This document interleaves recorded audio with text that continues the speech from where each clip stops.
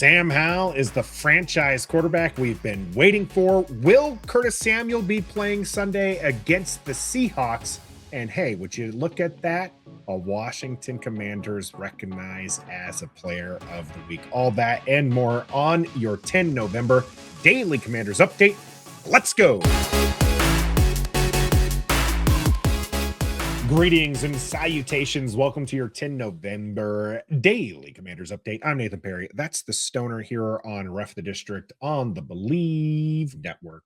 And Stoner, I believe we as fans are crazy. We've got 70% of the people marking Washington as winning here on our channel, which is crazy because Seattle is nearly a full touchdown favorite this game. Yeah, I know I'm going to go into the BetOnline app, and I'm going to go in there, and I'm going to hammer the over, number one, and I'm going to hammer Washington getting those 6 or 6.5. I believe it's on BetOnline right now. But look, anybody can go into BetOnline, and you all should be going into BetOnline. It's a great app. They got every sport, NBA, NHL, UFC, college basketball, college football, women's college. They got everything. So if you go in there now, I would suggest you start a new account. If you haven't, you'll get a 50% welcome bonus, which means whatever you put in, BetOnline will match it 50%. So if you put in $100, they'll put in 50 more. So you got 150. Just use the code BELIEVE, BLEAV. BetOnline, where the game starts. Washington has a game on Sunday against the Seattle Seahawks, and we'll be talking to Lofa Tatupu. You need to make sure you check that out on Saturday. We'll be live for the game, play-by-play and commentary. Remember, it's a late afternoon game. Going to be a lot of fun there as well. One of the big key factors, Stoner, in this is keeping Sam Howell upright. Seattle Seahawks are very much a team that can get after the quarterback, and spoiler alert, Lofa is a big fan of Sam Howell. So he thinks we have a franchise quarterback. We think he's doing great things. In fact, everybody is starting to come around on Sam Howell here, as JP Finley is tweeting out on Christra Passo's account. Sam Howell, for 10 games in, Howell has done pretty much everything you can ask for. There aren't many QBs that have started as well as he has, even with the sacks. Projecting forward, they've got a franchise QB coming there. And this has been pretty much the sentiment here, and why it's super important that Eric Bieniemy in this offensive line protect the franchise, because this could go from this is a kid who has it and is starting to learn and put things together to this is a kid who is shell-shocked. And the big term has been fatal flaws and stuff like that. Those might not be unrecoverable and whatnot. It could turn real quick. Yeah. And all of a sudden, Sam Howell is the talk of the town, right? He seems to be everywhere. Everyone's praising what he's been doing. And it's no coincidence, Nathan. It's no coincidence that the last 2 weeks he has not been on his back as much as he was for the first part of the year. They've protected him better. They've schemed better. He's been better in the pocket. He's been better at getting outside, being decisive. I always go back to this this quote that I got from Authentic in the Beard, and he gave credit to whoever he gave credit to. But your best offensive lineman is a quarterback's quick decision-making, something to that effect. A decisive quarterback is your best offensive lineman. And he's been that. So now all of a sudden everybody's talking about it. That quote you showed there, he's all over the NFL network. Everywhere you look, it's Sam Howell. He's first in this, he's first in that. And he's doing so many things right. And the key is that he has not been sacked as much the last 2 weeks.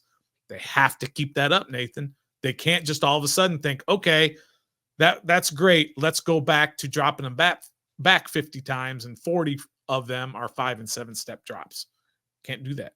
Yeah. So one of the things that I found very interesting, because it's just looking at how far Washington's come. Ron Rivera was on Good Morning Football Friday morning, and he was asked about the playoffs and why Washington is this team that could be playing into mid-January. Yeah. And he expanded on his answer, but I mean, it really came down to the answer he gave on why Washington was struggling last season, which was quarterback. And he talked extensively about, listen, hey, we're a young team and we're riding with Sam Howell, and Sam Howell's going to take this franchise as far as he can because Yeah. he's the guy.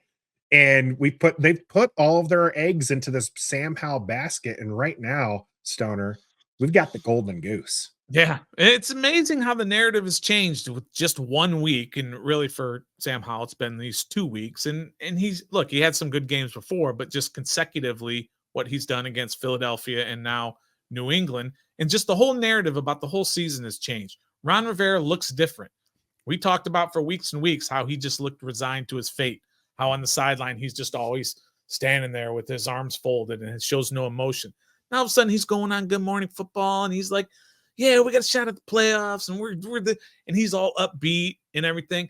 It's just amazing what 1 or 2 good games from a young quarterback can do to the overall outlook of a franchise. And that's what's happened these last 2 weeks.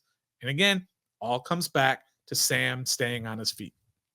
Yeah. And if he is going to have a back-to-back good game, he may or may not be without Curtis Samuel, listed as questionable for the game with that toe injury. Jamison Crowder, Brian Pringle, De'Ami Brown, those were filling in admirably for Curtis Samuel. But you noticed there was a little bit of a pop missing from this offense. And then Emmanuel Forbes did practice. He will be playing. Now, question, Stoner, on both of these. We'll start with Emmanuel Forbes, then get to Curtis Samuel. How much of Forbes are we going to see, and how much of that is going to be on the likes of a DK Metcalf?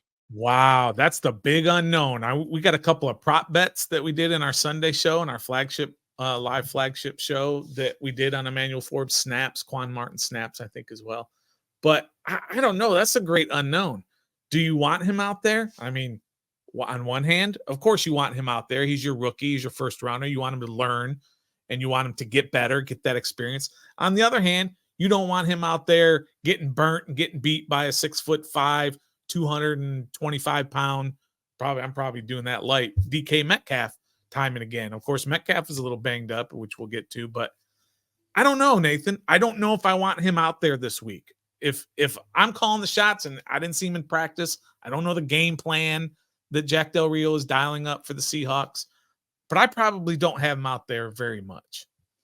Well, his injury might actually play a role in that, because if he's not getting as much prep time, maybe we will see some reduced snaps, and it won't be necessarily related to a fear of putting him against some top wide receiver targets. So that'll be something we will be watching during that play-by-play.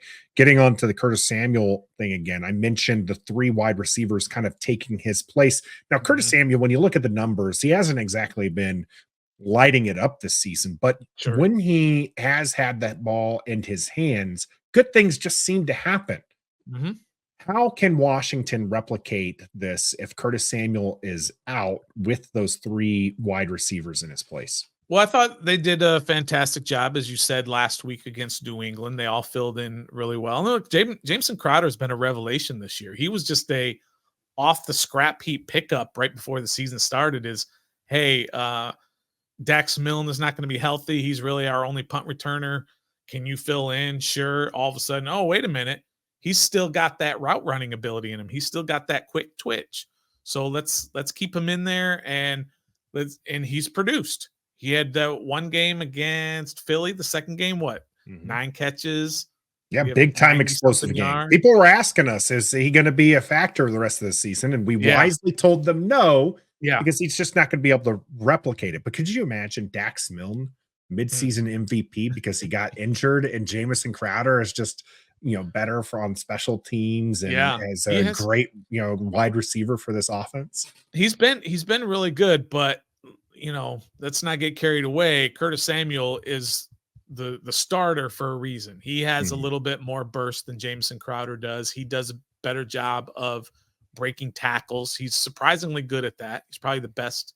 Maybe Terry's a little better, but he's one of the best on the team at breaking tackles. He's got sure hands. He can do it all. He's a number 3 receiver, but he's a very good number 3 receiver. So hopefully he's back this week. I'd rather see him back and have Jamison Crowder with a reduced role on offense than having Jamison Crowder with a heavier role. Just because Curtis Samuel is better. He's a better receiver, and so I want to see him out there, and hopefully he will. Well, one of your favorite wide receivers in the NFL is DK Mm, Metcalf, and the Seahawks have him missing some practice time. yeah. This will be updated as we get closer to actual game time. But how big would it be for Washington if DK Metcalf doesn't suit up on Sunday? Big, big, huge, massive, and I'm not just talking about the size of DK Metcalf. If he can't go, then you've got Tyler Lockett and Jackson Smith and Jigba. Now, look, those are two quality receivers, but DK Metcalf brings a different element. You could say Tyler Lockett is a better overall receiver, sure, but Metcalf brings that element. Number one, he is more of a straight line guy. He can run all the routes, but he's a straight line guy. But he's just so big, and he can go up and get those 50-50 balls, and he can make plays that a lot of receivers cannot make. So if he's not able to go, then that helps for Washington. And Washington again is going into this game pretty darn healthy. And knock on wood, right? They've been pretty healthy all year. They've had just a couple of injuries here and there, but nothing to the big boys or anything that they've had to deal with. And this is just another week that basically anybody who's on the active roster is healthy, with the questionable Curtis Samuel, and that's it. Yeah. So you go into there healthy. They're a little bit banged up, and you hope that plays a role in who wins Sunday. And at least might take away some of their explosiveness, which has been this defense's Achilles heel. Yes. And their big time foot has been healthy. In fact, he has been named the NFC Special Teams Player of the Week for Week 9. Tress Way getting the honors again this week, where this is kind of important, right? Because if Washington's offense can't get moving, they give the ball to Tress Way, and they just hope that he can pin them back and pin them deep, and the defense can hold and play some of that possession ball. How big, when we're talking about Tress Way's impact on the game, how is it for Sunday that he can maybe get another NFC, playoff or special teams player of the week? Yeah, look, special teams, punters, and the gunners who head down there, it's such a big part of the game, but they don't get as much credit as they should, because sometimes it's only 2 or 3 plays a game. But man, you pin that team back in their own 5-yard line or whatever, that makes a huge difference. Or if you can just flip the field, if you're kind of back deep in your own end zone and Tress gets one of his booming punts off, and now they're back in their own end a little bit deeper. Tress Way is a weapon for this team. He struggled early. I think we can agree that early on in the season, he was not his best self. But, man, he's really picked it up, and he's been doing everything that we're used to seeing Tress Way doing for 9 years. How long has he been? He's the longest tenured player, right? Mm-hmm. Man, he's been doing it a long time. Finally, something good came out of Oklahoma. I came out of Oklahoma. I think I'm doing pretty good, and I hope you think that too. And so you can check out our play-by-play on Sunday, and Lofa Tatupu is going to be with us giving our game preview. So if you're interested in hearing from him, the Take 12 team, as far as how the Seahawks team is going to fare against Washington, you're going to want to check that out on Saturday. I'm Nathan Perry. That's the Center. We are Ref the District on Believe, presented by Bet Online. And until next time, hammer the over. It's going way over this game. Be a fan.